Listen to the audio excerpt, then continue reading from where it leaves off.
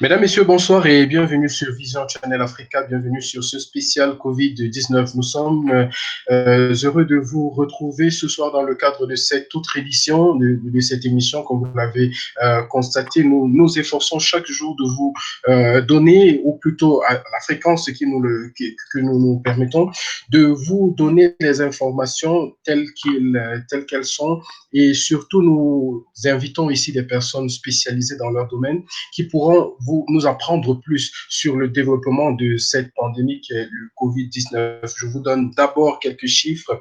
986 851, ce sont les nombres de cas recensés dans le monde, avec 50 509 décès et 206 376 cas de guérison. Du côté de l'Afrique, on a un total aujourd'hui de attendez, je vais tout de suite vous donner le chiffre exact. Voilà, un total de 6 681 cas recensés du côté de l'Afrique. Aujourd'hui, nous allons aborder un tout autre aspect, étant donné que jusqu'ici, on a toujours parlé de l'aspect santé, de l'aspect biologie et tout, mais aujourd'hui, nous parlerons d'économie. Économie avec un spécialiste dans le domaine, un qui s'est mis en première ligne dans la défense de l'Afrique francophone, surtout contre le franc CFA. On l'appelle Dongo Sambasila. Il est du côté du Sénégal. On va tout de suite le rejoindre. Monsieur Samba, bonsoir. Bonsoir à vous et à vos auditeurs. Voilà, comment vous allez ce soir? Très bien, on a eu quelques soucis au démarrage, mais là je pense que ça va. Justement, vous le mentionnez, nous avons commencé avec des minutes de retard. Nous vous présentons d'ailleurs toutes nos excuses pour cela parce que voilà, on a eu des difficultés à rejoindre le Sénégal. Ce que je vais vous présenter le monsieur que nous avons avec nous aujourd'hui. Il s'agit bien entendu, vous l'avez constaté, de monsieur Ndongo Sambasila, qui est écrivain et économiste du développement. Il a écrit avec Fanny Pigeot, Fanny Pigeot, voilà, le franc CFA, l'âme invisible de la France-Afrique. Ça, c'est parlant du franc CFA. Monsieur Silla, aujourd'hui, je vais vous poser une question très simple d'entrée du jeu comme ça. L'économie africaine, étant donné qu'on est dans un contexte beaucoup plus dans l'Afrique francophone où 90% de la population, ou plutôt de la population qui peut produire un revenu, fait dans l'informel. Quel est votre point de vue, quel est le regard que vous jetez sur la situation actuelle, étant donné que vous êtes au courant aussi de la situation ici en Europe? Euh, En tout cas, si on compare par rapport à ce qui se passe en Europe, on peut dire que pour l'instant, la situation n'est pas aussi alarmante, mais ça pourrait devenir. Donc, à court terme, il y a une réponse sanitaire à apporter efficacement.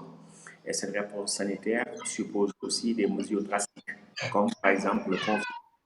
Mais on sait qu'au vu des structures économiques, la plupart des pays africains, il est difficile d'avoir un confinement efficace parce que confiner les populations, comme vous l'avez rappelé, qui pour la plupart œuvrent en fait, travaillent dans le secteur informel, euh, c'est quand même très difficile. Donc il faut des mesures intelligentes, ciblées, pour pouvoir à la fois triompher et sur le volet sanitaire et aussi espérer diminuer l'impact économique de cette pandémie sur les populations et sur les économies. Voilà, quelles seraient vos prévisions? Oh, moi, je ne sais pas de donner des prévisions parce que pour donner des prévisions sur le plan économique, il faut d'abord savoir quel va être l'impact de la pandémie dans les pays africains pris individuellement, mais aussi dans les pays partenaires, en fait, à l'extérieur. Et ça, il est difficile de faire des conjectures, très difficile. On espère juste que en tout cas, cette pandémie sera derrière nous au plus vite, mais c'est des choses que personne ne maîtrise, même ceux qui œuvrent dans le domaine de la santé. Par exemple, ici au Sénégal, aujourd'hui, en tout cas d'après les annonces officielles, le nombre de cas guéris a été supérieur, disons, au nombre de cas infectés. Donc, c'est une tendance qui peut être rassurante. Après, il y a le cas de ce qu'on appelle les cas communautaires, c'est-à-dire des personnes qui ont été infectées sans qu'on puisse retracer, disons, l'origine, disons, de l'infection, c'est-à-dire les personnes qui ont transmis le virus. Donc, ce sont ces cas-là qui sont un peu préoccupants et pour l'instant, personne ne peut évaluer ces cas-là. D'ici 2 semaines, on en soit un peu plus.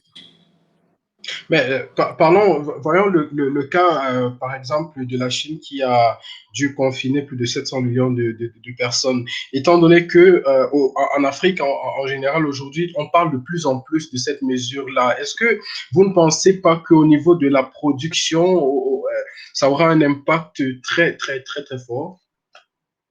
Oui, de toute manière, cette crise aura un impact dépressif sur nos économies, sur la production, c'est sûr. Après, dans le cas de la plupart des travailleurs qui œuvrent dans le secteur informel, c'est la question de la survie qui se pose. Si on les confine, on sait que ça va être souvent dans des conditions de promiscuité. Et par la suite, comment pouvoir les accompagner pour qu'au moins ces personnes puissent avoir accès à manger, avoir accès à un minimum social. Donc, c'est la question qui se pose. Mais la plupart des gouvernements aussi ont conscience, disons, de cet aspect et essaient de trouver des mesures ciblées. C'est-à-dire que, par exemple, ici au Sénégal, il n'y a pas encore de confinement total. Il y a un couvre-feu à partir de 20h jusqu'à 6h du matin. Les gens fonctionnent relativement librement, quoique la plupart, disons, de ceux qui travaillent dans le secteur moderne sont dans une situation d'autoconfinement. Et donc, ça permet un peu à l'économie de souffler, en tout cas pour ce qui est de l'économie informelle, et aux personnes de pouvoir circuler un peu et avoir accès à des revenus. Pour l'instant, c'est ça qui a été fait, mais on ne sait pas s'il sera nécessaire d'aller à des mesures encore plus drastiques. On a vu aussi que la plupart des gouvernements essaient de distribuer des vivres dans des quartiers qui sont un peu sensibles, etc. Parce que ce qu'il faut dire, c'est qu'en Afrique, et ça c'est en tout cas une bonne nouvelle pour le moment, c'est que la pandémie ne s'est pas encore viralisée. C'est-à-dire qu'elle reste confinée dans les zones urbaines, périurbaines. Et donc, tant que ça reste là, donc c'est encore gérable parce que dans les zones rurales, c'est encore plus difficile parce qu'il y a des problèmes d'accès à l'eau, d'accès au savon et aussi d'accès aux infrastructures médicales et sanitaires. Et donc, il y a tous ces éléments-là à analyser. Et donc, pour l'instant, il faut juste faire confiance au personnel médical et espérer que voilà, la pandémie sera vite derrière nous. Voilà, étant donné que certains États, comme le Sénégal, par exemple, a pris des mesures assez importantes, de mettre de l'argent justement à la disposition des différents acteurs de la lutte contre ce fléau. Est-ce que vous pensez que ces mesures-là sont suffisantes sur le plan économique? En Parce fait, on sait que, par exemple, les cas les plus craints ici, même ici en Europe, ce sont les cas de complications où on se retrouve à devoir utiliser de la respiration artificielle, donc des respirateurs. Ce n'est pas une technologie qui est assez diffuse du côté de l'Afrique. Donc, ça coûte assez pour en acheter. Et ceux qui en ont même ici en Europe déjà ne donnent pas en aide à ceux qui en ont, qui sont dans le profond besoin. Nous sommes en Italie et on a eu des feedbacks comme cela. Des États qui en ont en surplus refusent, préfèrent se les tenir. L'Allemagne, par exemple, a dû fabriquer, encore ajouter, des lits de soins intensifs pour pouvoir prendre en charge des malades qui arriveraient. Mais en Afrique, les respirateurs, je pense que c'est un peu trop dire que de penser que les hôpitaux que plusieurs hôpitaux en sont équipés. Est-ce que, alors, étant donné tout cela, vous pensez que ces mesures-là sont suffisantes? Est-ce qu'on pourrait arriver à vaincre effectivement cette pandémie de ce côté? ce qui est sûr, c'est qu'il y a un problème disons, d'insuffisance des structures sanitaires. J'ai lu hier un article qui faisait état de 7000 lits pour les personnes, 7000 lits pour tout le continent, hein, pour les personnes qui seraient dans une situation qui nécessiterait des soins intensifs. Donc, vous voyez que 7000 lits pour une population du continent de plus de 1,2 milliard, c'est assez problématique. Mais là également, on a vu que les pays africains sont en train de faire des efforts pour avoir accès, disons, à plus de matériel sanitaire et aussi à aménager beaucoup plus de lits, parfois dans des zones dans des hôtels, etc. Et donc, comme dans tous les autres pays et dans tous les autres contextes, ce qui est important, c'est de limiter la propagation du virus parce qu'à court terme, il n'y a que ça qui va être efficace. Et je pense que partout, quand même, les gens essaient de faire du mieux qu'ils peuvent pour limiter cela.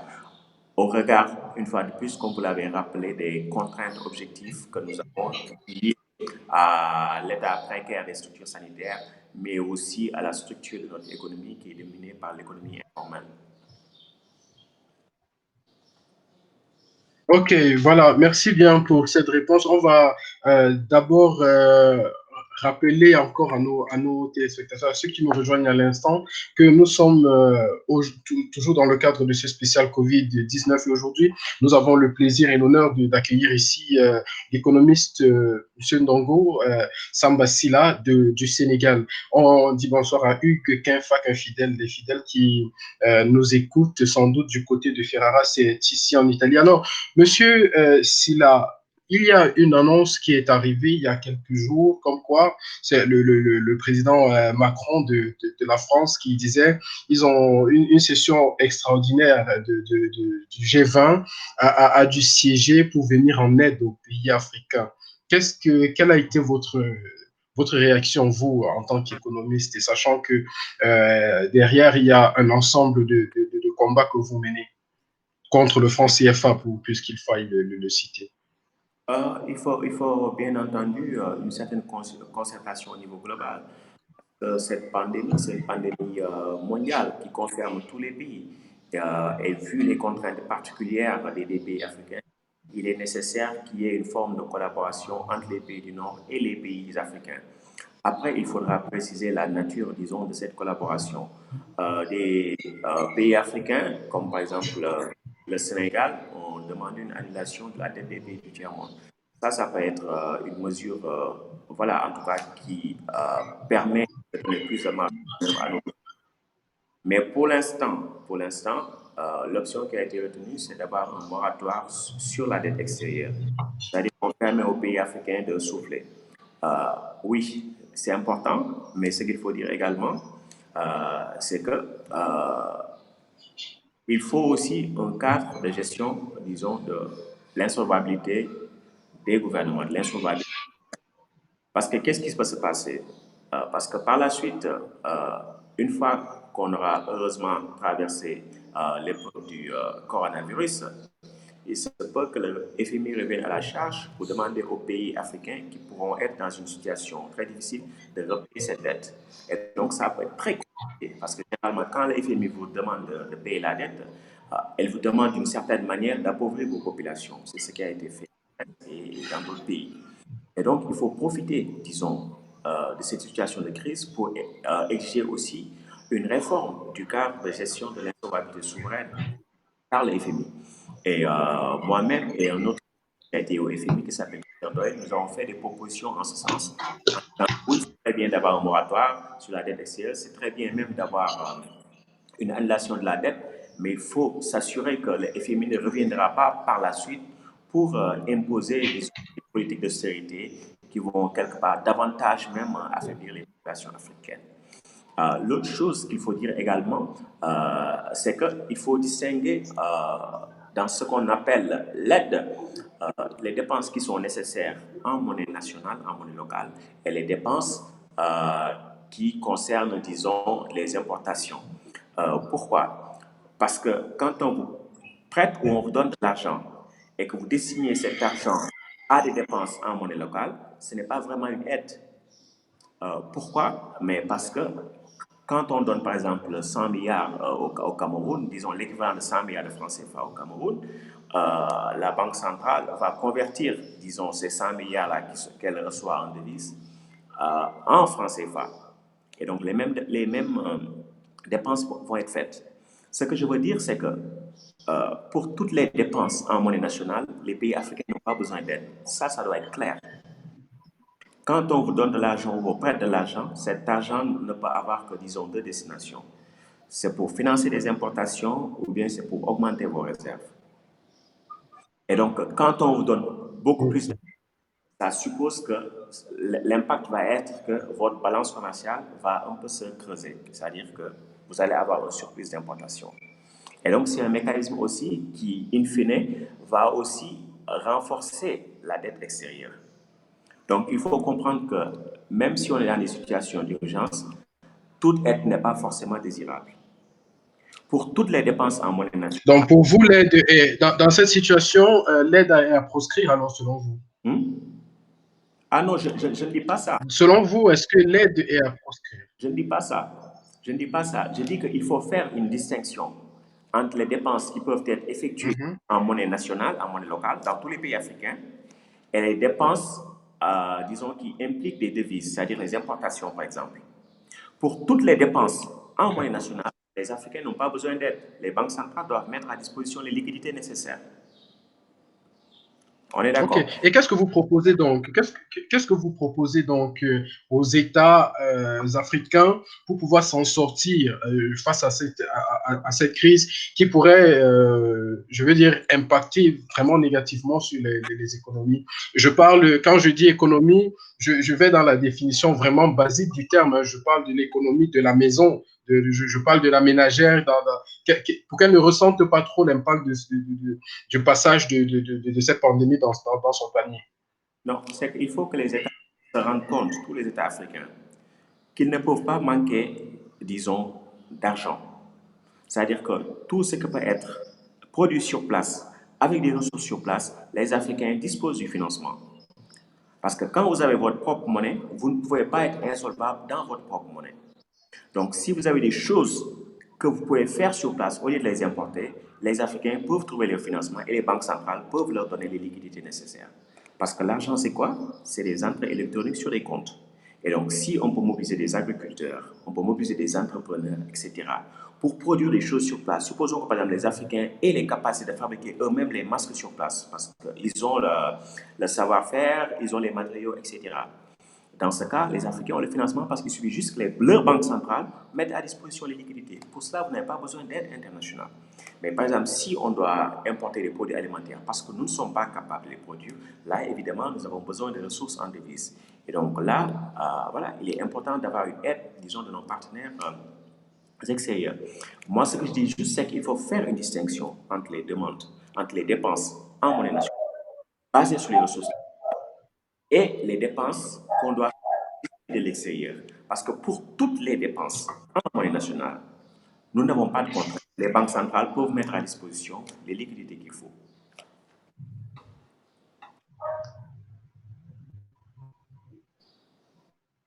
Donc, ce qui veut dire que j'ai du mal à vous écouter, hein.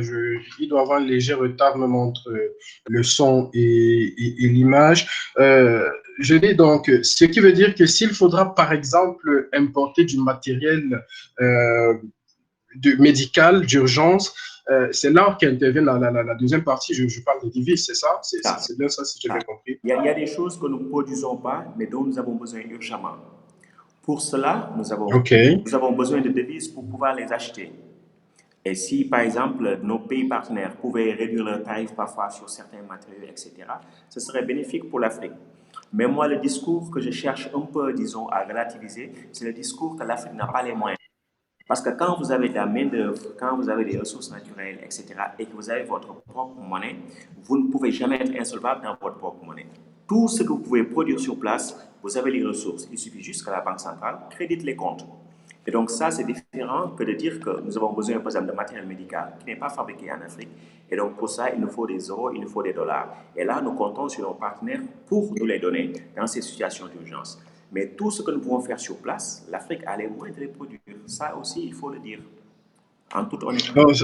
Donc, ça veut dire que clairement, pour vous, chaque État africain, en ce moment, est en mesure de venir en aide à sa population pour les produits, par exemple, de première nécessité qui sont produits sur place, d'où l'importance d'encourager la production locale. Tout C'est à fait, ça, c'est absolument. bien ce que vous voulez dire.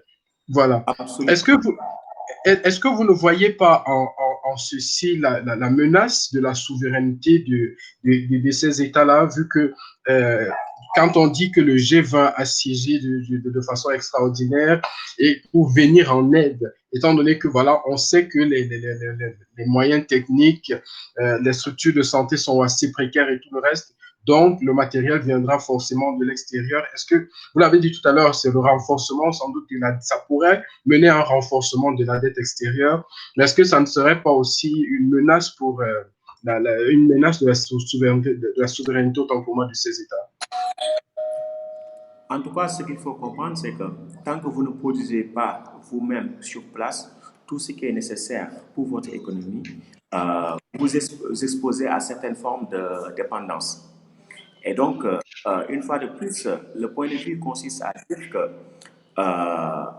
nous avons besoin d'aide pour les choses que nous ne sommes pas capables présentement de produire. Mais pour tout ce que nous pouvons produire sur place, les banques centrales peuvent mettre à disposition des gouvernements les liquidités souhaitées. Mais seulement, nous n'avons jamais été, en tout cas nos banques centrales et nos gouvernements n'ont jamais fonctionné de cette manière.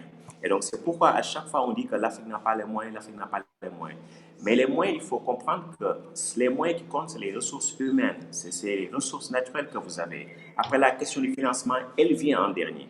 Donc, il faut toujours partir, disons, d'un état des lieux des ressources. Quelles ressources vous avez? Si vous les avez sur place, vous n'avez pas besoin de financement extérieur. Si vous ne les avez pas, là, vous pouvez solliciter des financements extérieurs. C'est ça qu'il faut comprendre.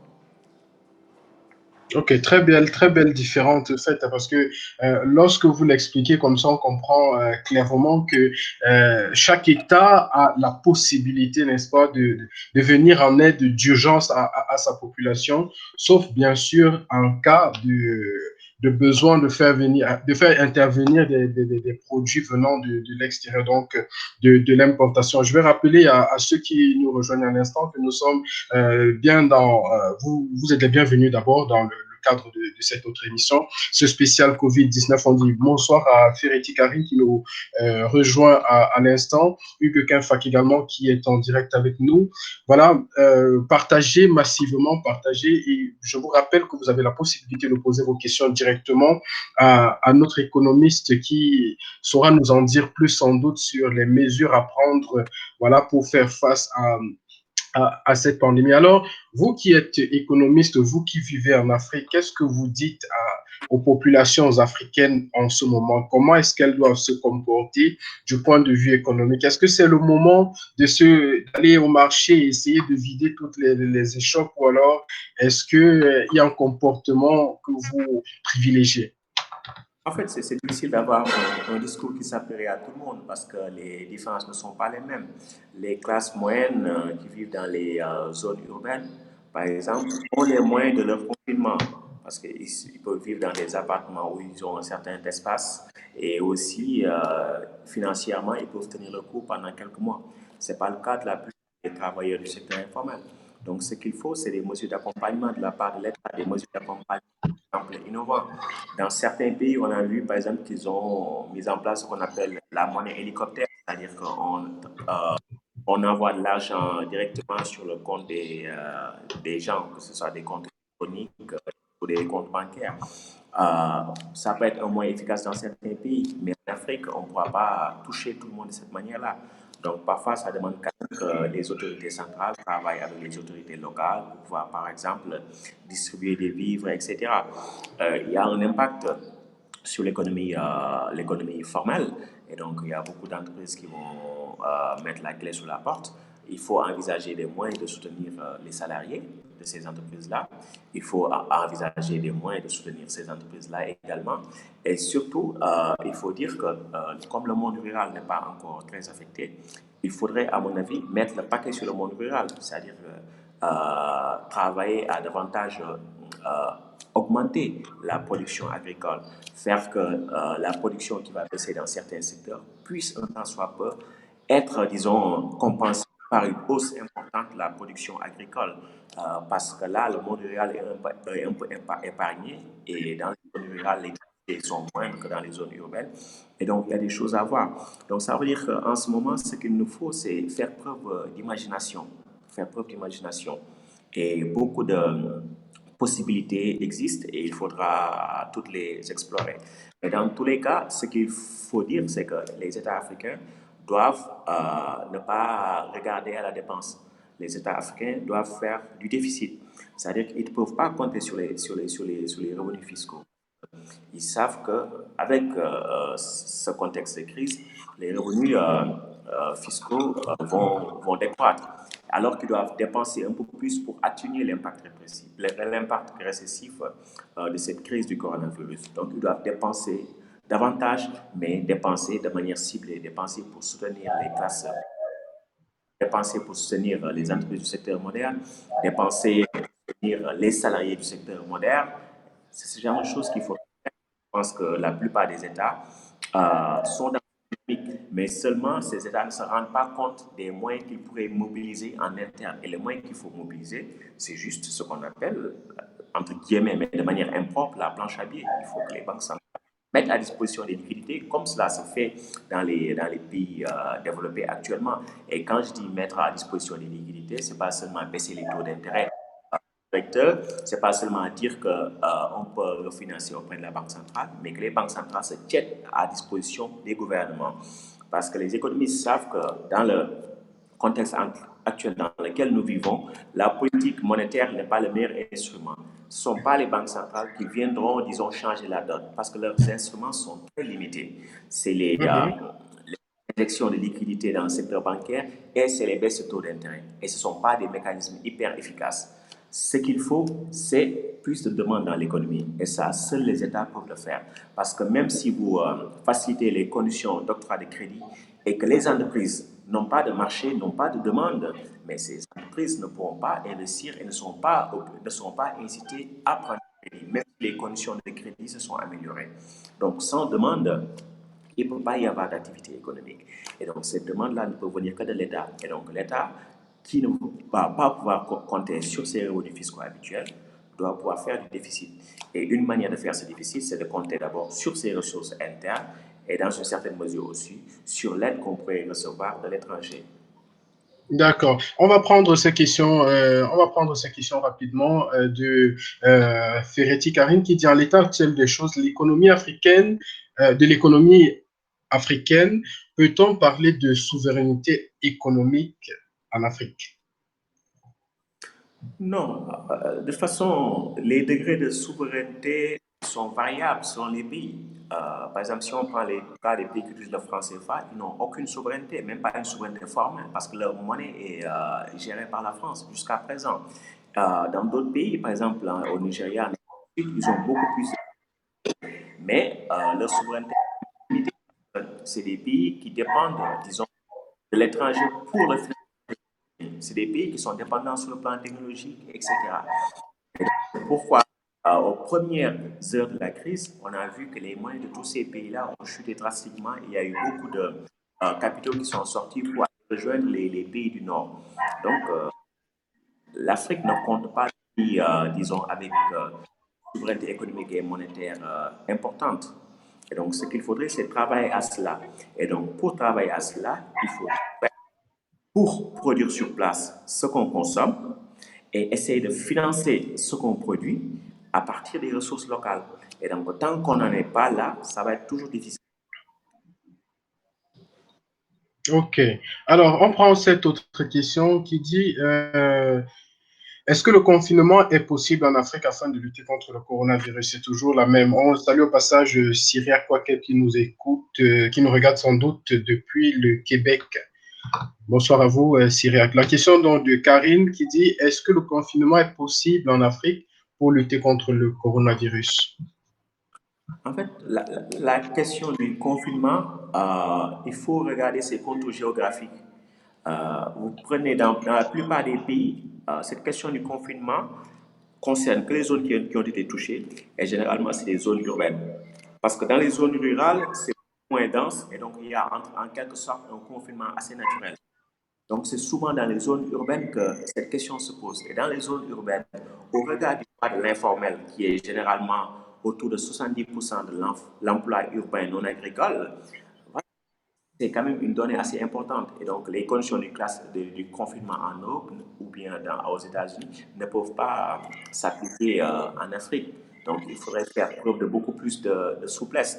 Mais bien entendu, tout dépendra aussi de l'évolution de la pandémie. Si ça atteint voilà, un certain niveau, peut-être qu'un confinement total pourra être envisagé de manière drastique. Mais ça, nous verrons. Mais ce qui est sûr, c'est qu'au vu de la structure économique de nos pays, c'est une mesure qui serait difficilement praticable sans des mesures de soutien, disons, conséquentes. Ok. Cette autre question de Karine, le coût du pétrole est en baisse. Quelles sont les conséquences sur l'économie africaine? En fait, tout dépend des pays. Les pays exportateurs nets de pétrole, par exemple le Nigeria, l'Angola, etc., ces pays vont un peu souffrir parce que leurs revenus vont baisser. Parce que ces pays, généralement, dépendent, disons, de leurs revenus d'exportation, généralement à plus de 90% du pétrole. Donc, économique va diminuer, les recettes fiscales vont diminuer et aussi les réserves de change vont diminuer. Donc, ça va être un impact direct sur les économies.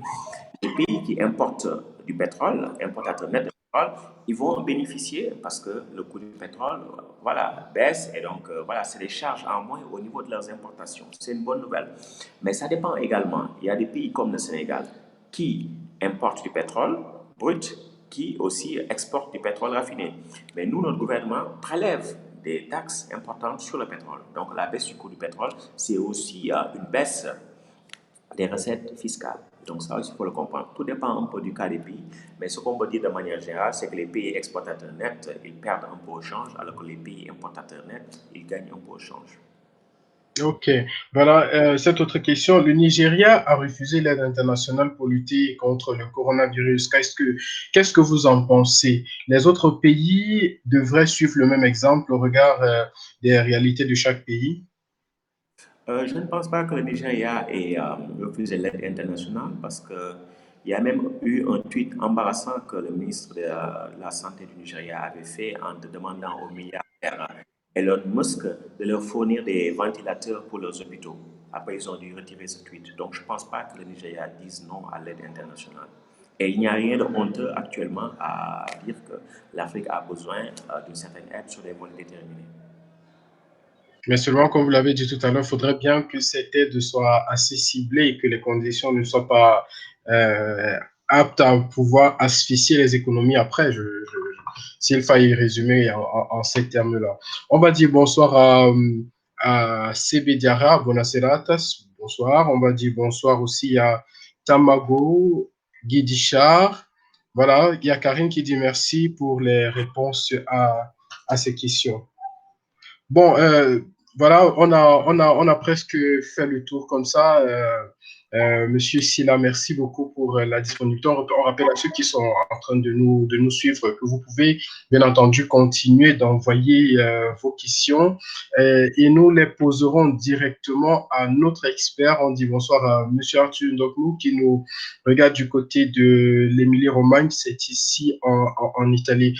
Alors, vous avez dit tout à l'heure qu'il faille avoir des mesures d'accompagnement, il faille aider les populations. Et ces gens-là maintenant qui se retrouvent dans l'informel, on va prendre, par exemple, on sait que les mototaxis et tout le reste, je prends le cas du Cameroun, hein, c'est un secteur qui n'arrive pas vraiment à être régulé vu le fait que chaque jour, par exemple, il y a des personnes qui arrivent dans ce corps de métier et elles ne sont pas tout le temps recensées. Qu'est-ce que vous dites à ceux-là qui font ce genre d'activité? Comment est-ce qu'ils devraient se comporter en cette période pour pouvoir faire face à la pandémie, à une éventuelle mesure de confinement total? Oui, en fait, ce que révèle la pandémie, c'est-à-dire que nos États ne disposent pas d'instruments efficaces pour faire face, disons, aux défis de l'heure.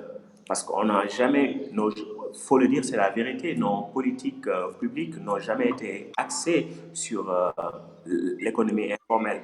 Et d'une certaine manière, la taille de l'économie informelle est l'indice le plus révélateur, disons, du caractère très polarisé de nos politiques publiques.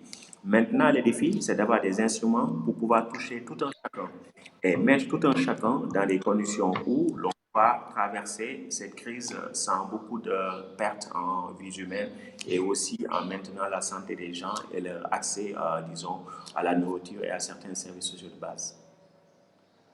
Mhm. Ok. On a Karine Ferretti qui nous dit la crise sanitaire fait des gagnants et des perdants. Comment l'Afrique peut-elle tirer profit de cette crise? Oui, d'abord, on espère que cette crise n'aura pas beaucoup de pertes en vie humaine, c'est ce qu'on souhaite déjà. Et par la suite, espérons que nos dirigeants vont, pour une fois, avec leurs intellectuels, changer de cap. Changer de cap, ça veut dire quoi? Il faut compter sur ces ressources locales. On dispose d'une main-d'œuvre abondante, on dispose de ressources naturelles abondantes. Nous avons les bases de notre développement. Après, ce qu'il faut, c'est un système économique et monétaire qui fonctionne pour nos peuples. Et donc là, on a toujours eu des politiques économiques pour 20% de la population. Là, on a une crise grave et on se dit maintenant, qu'est-ce qu'on doit faire des 40%? Parce que si on les confine, c'est comme si on les affamait. Maintenant, il faudrait changer de cap. Et donc, c'est ce qu'il faudrait faire. Il y a certaines prérogatives qui doivent être clairement celles de l'État. Par exemple, on voit que le secteur privé, dans les situations de crise, a certaines limites. Et donc, l'État doit, dans certains secteurs, disons, assumer ses prérogatives souveraines.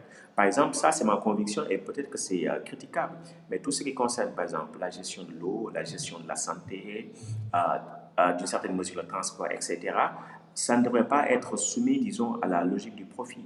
Ça va être des activités gérées par l'État. Comme ça, s'il y a une crise, l'État peut endosser ses pertes, ça ne poserait aucun problème.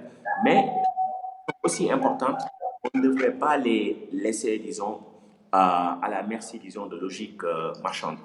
Telle est ma conviction et je pense aussi qu'on devrait davantage aussi explorer les marges de manœuvre internes dont nous disposons. Et donc, les marges de manœuvre dont nous disposons, c'est d'avoir une force de travail abondante et des ressources abondantes. Et donc, la question du financement, je le dis, c'est un faux problème. C'est un problème que quand vous n'avez pas les ressources sur place. Si vous avez les ressources sur place, c'est un faux problème. Et ça aussi, c'est des choses que nos populations doivent comprendre, c'est des choses que nos dirigeants doivent comprendre si on va amorcer ces ruptures nécessaires. Ok. Il y a Lydie Laure qui dit bonsoir à toute l'équipe de Vision Channel Africa. Bonsoir à l'expert de ce soir. Bien, je m'en vais vous poser cette question qui pourrait peut-être déranger. Voilà. Vous avez parlé tout à l'heure des banques centrales qui devraient euh, se mobiliser afin de permettre aux États de créditer les comptes. Quand vous parlez des banques centrales, venant d'un pays de l'Afrique subsaharienne, de l'Afrique centrale, le Cameroun, pour le citer, on sait tous que c'est un pays franc CFA, pareil que le Sénégal, et que les planches à billets de ces pays-là ne se trouvent bien évidemment pas dans ces pays. C'est en France que ça se trouve. Et la France, en ce moment, traverse une période assez difficile qui elle fait aussi face à une augmentation des cas de contamination à l'infection au coronavirus. Est-ce que vous pensez que en ce moment, si on a besoin de liquidités, la France pourra bouger les planches à billets là-bas pour pouvoir fournir ces liquidités-là justement aux banques centrales qui à leur tour les distribueront aux États? En fait, la planche à billets, c'est pas une bonne expression parce que les gens s'imaginent que l'argent, c'est les billets de banque, c'est les pièces. Ça, c'est les signes monétaires. Dans les pays riches, c'est 5%, voire moins des moyens de paiement en circulation. Parce que l'argent, c'est quoi? C'est juste des entrées sur des comptes bancaires. Donc, quand la banque centrale dépense, ou en tout cas fait ses opérations, elle rajoute des chiffres et elle diminue les chiffres. C'est ça l'argent. Et donc, quand vous avez les ressources sur place, vous avez un entrepreneur qui peut vous créer, qui peut vous produire les masques dont vous avez besoin, mais la Banque centrale va juste créditer des chiffres dans sa banque. Et c'est juste ça, c'est juste des chiffres. Et donc, pourquoi parfois nous n'avons pas besoin de l'aide? Par exemple, supposons que le gouvernement nigérian ait besoin, je donne un chiffre au hasard, 1 million d'euros pour payer ses fonctionnaires. Quand on lui donne ces 1 million d'euros ne pourront pas être utilisés au Nigeria parce que la monnaie du Nigeria, c'est la Naira. Donc la Banque centrale du Nigeria va convertir ces 1 million d'euros en Naira. Et donc c'est l'équivalent qui sera utilisé pour payer les salaires. Et donc, c'est 1 million d'euros, l'équivalent en Naira, c'est de la création monétaire. C'est-à-dire qu'on met juste des chiffres et c'est comme ça qu'on crée l'argent. Donc, la question qui se pose, est-ce qu'on avait besoin de l'aide pour cela? Non, la Banque centrale aurait pu faire ça elle-même.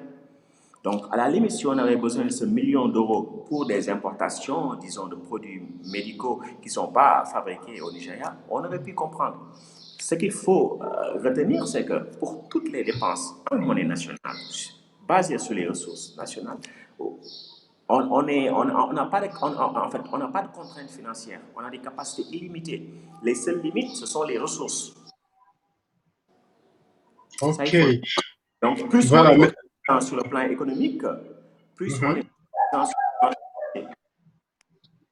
D'accord, merci bien pour cet élément de réponse. Mais étant donné aussi que au sein des, des conseils d'administration de ces banques centrales, on retrouve, sauf je peux me tromper, hein, on retrouve un Français et tout.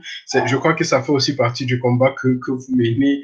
Est-ce que vous pensez qu'ils sont sur la voie, que tous ces conseils d'administration sont sur la voie? Est-ce qu'ils vous pensez qu'ils vont dépenser? Ils vont débloquer ces fonds, ils vont créditer ces comptes. Est-ce qu'ils sont en voie de le faire en ce moment, selon Non, vous? ils ont une réponse assez paresseuse. La réponse paresseuse, c'est de dire que on va mettre à disposition des liquidités pour les banques. On va s'assurer que les guichets automatiques voilà, seront suffisamment approvisionnés en billets et les transferts électroniques voilà, se feront de manière plus ou moins gratuitement. Mais comme je l'ai dit, quand vous êtes dans un contexte de crise, la politique monétaire elle n'est pas efficace. Parce que ce n'est pas parce que vous dites que les banques peuvent octroyer du crédit facilement que les entrepreneurs et les ménages vont s'endetter. Non, les entrepreneurs et les ménages ne vont pas s'endetter parce qu'ils vont se dire que la situation est morose, il n'y a pas de demande et il y a beaucoup d'incertitudes sur le futur. Donc là, ce qu'il faut faire, c'est qu'il faut que l'État dépense de manière ciblée pour créer cette demande-là.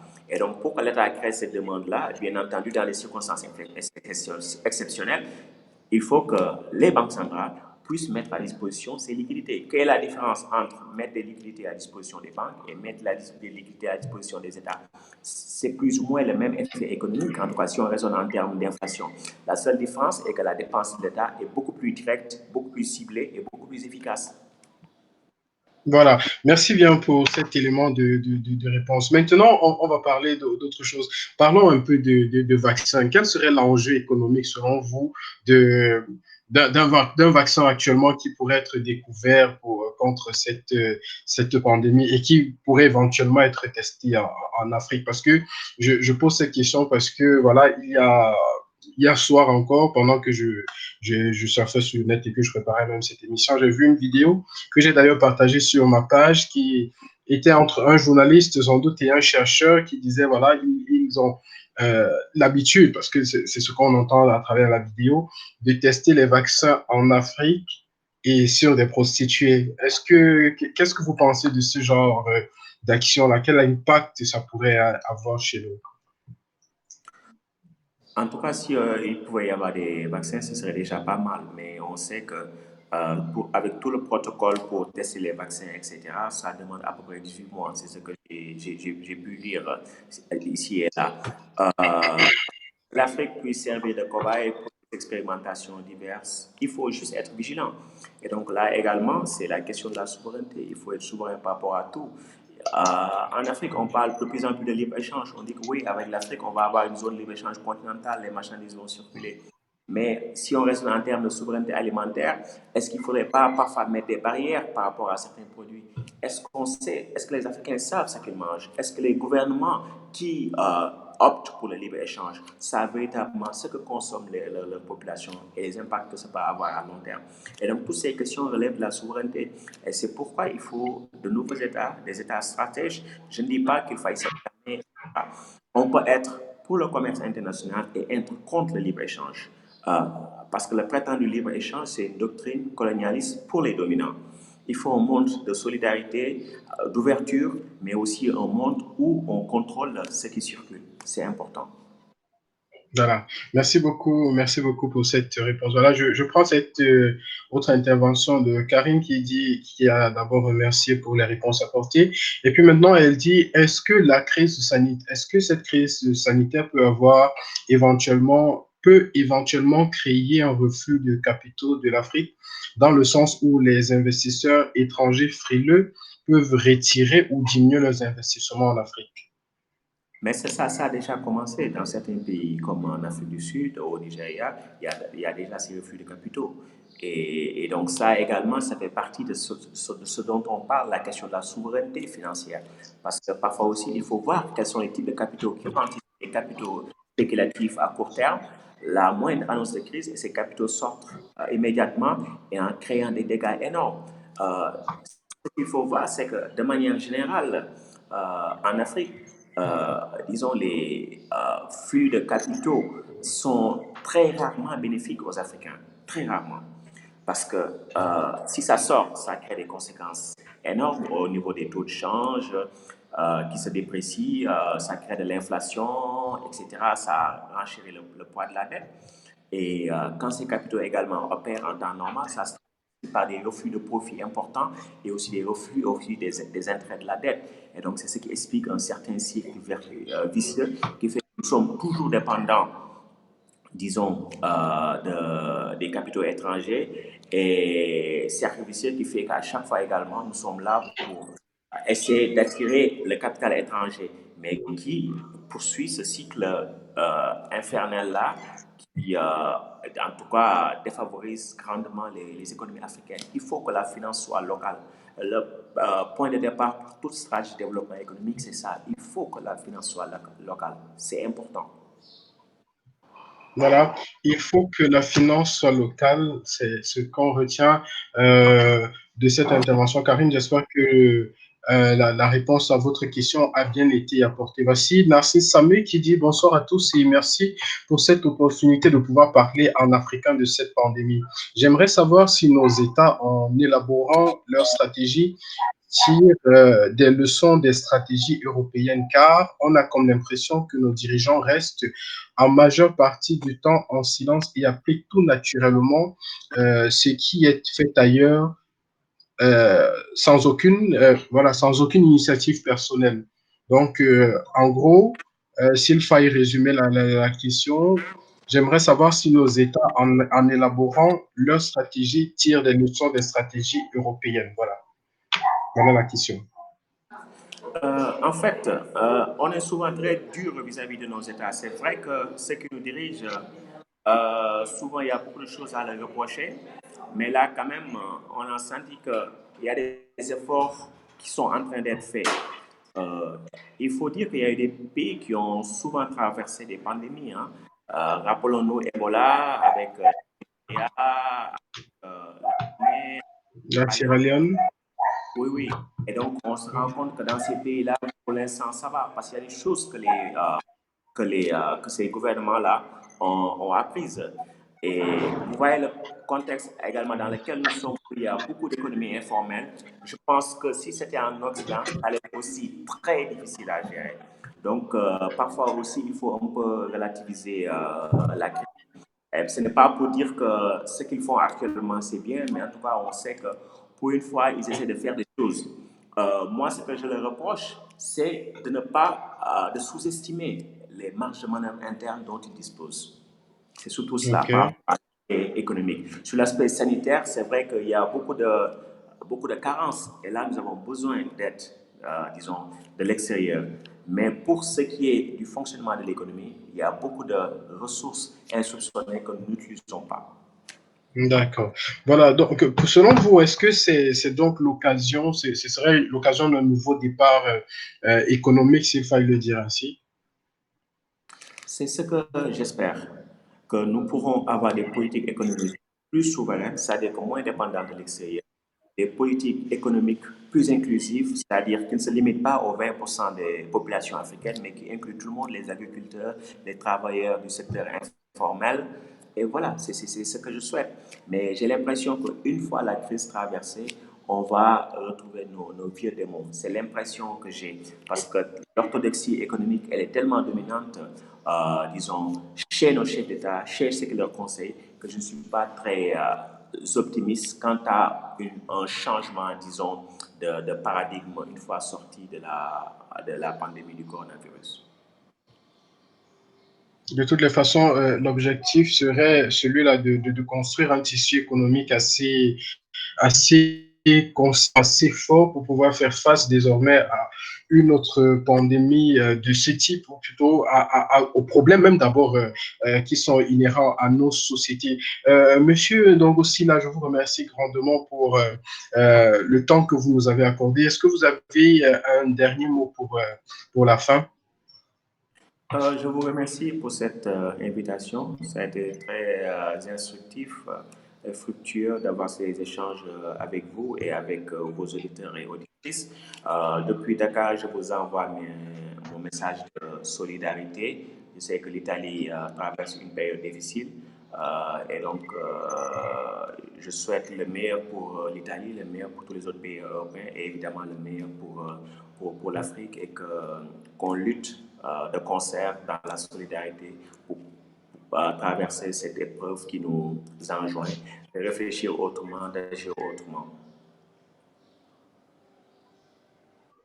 Voilà, merci bien.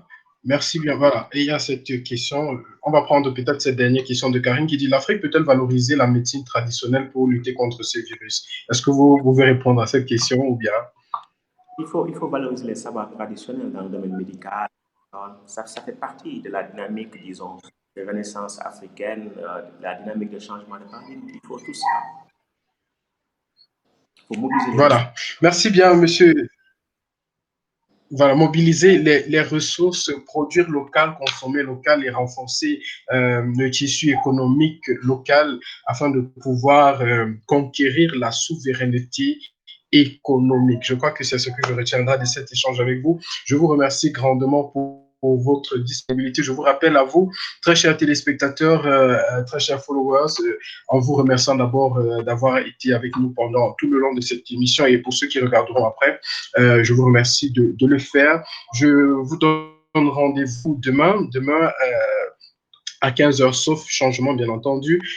À 15 heures avec Prince Tiali, c'est un journaliste, il est rescapé du Covid-19. Donc, demain, nous aurons un entretien avec quelqu'un qui a été infecté et qui aujourd'hui en est guéri. Narcisse Samé, Karine Ferretti, tous ceux qui ont intervenu, Hugues Kinfac, CB Diarra, Syriac Kwakep, nous vous saluons, nous vous remercions grandement pour votre fidélité. Elle nous honore d'ailleurs et nous vous prions de rester câblés connectés sur Vision Channel Africa. N'oubliez pas d'aimer la page, de la proposer à vos amis, de partager nos contenus et de nous retrouver sur nos différentes plateformes @Vision Channel Africa. Merci beaucoup d'avoir été des nôtres. Prenez grand soin de vous. Stay home, stay safe. Au revoir.